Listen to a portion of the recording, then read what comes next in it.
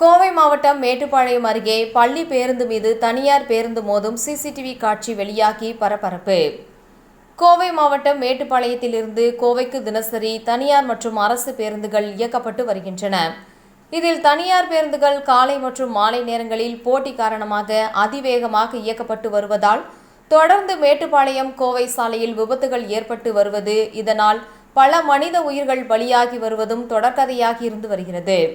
இந்த நிலையில் இன்று காலை முதல் மேட்டுப்பாளையம் மற்றும் சுற்றுவட்டார பகுதியில் தொடர்ந்து மழை பெய்து வந்த காரணத்தினால் சாலைகளில் மழை வெள்ளம் சூழ்ந்திருந்தது. இந்த நிலையில் மேட்டுப்பாளையம் பேருந்து நிலையத்திலிருந்து கோவை நோக்கி புறப்பட்ட தனியார் பேருந்து அதிவேகமாக சென்றுள்ளது.